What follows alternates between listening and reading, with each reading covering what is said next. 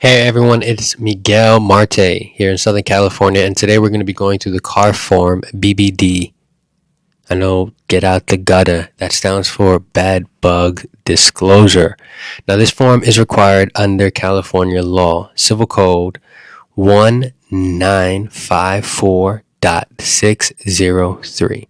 And it's pretty much meant to make sure both the tenant and landlord understand how to identify, prevent, and report bed bugs. Right? So let's go through it together. The top section is the lease info. This is where you'll see the disclosure ties into a lease agreement, right?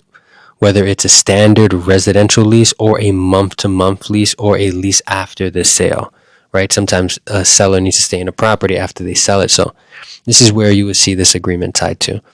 Now here you enter the date, the property address, the tenant's name, right? All the information. It's pretty basic, but what's needed here.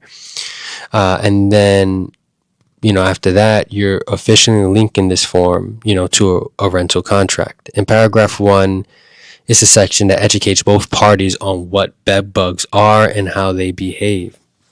Let's highlight a few things about these nasty critters. So, appearance. Bed bugs are small, reddish brown, flat insects. They're about a 1/4 inch long. They're tiny. They can't fly, but they crawl and can hide in furniture, beddings, that's why they call them bed bugs, and clothes. Now their life cycle, they live for about 10 months. The females lay 1 to 5 eggs every day. Holy shit. Alright, so the females lay eggs 1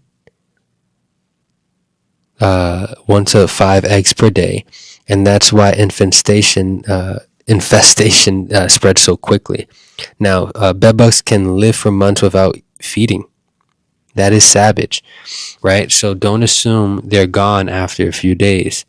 Now, most people get bitten at night while sleeping. Some don't notice for days, and others may not react at all.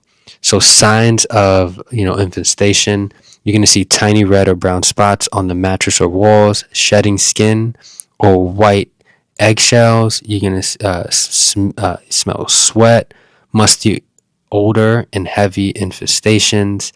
And of course, bite marks, especially on exposed skin.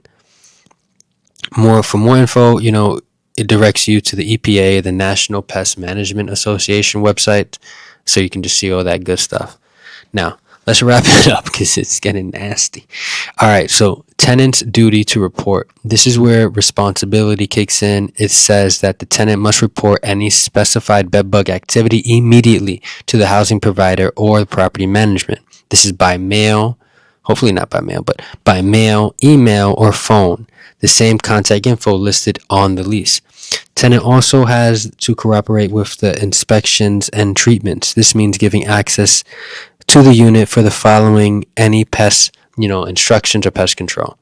Paragraph 8 is talking about the landlord's obligations, right? If a pest control operator inspects a unit, the landlord must notify the tenant within 2 days.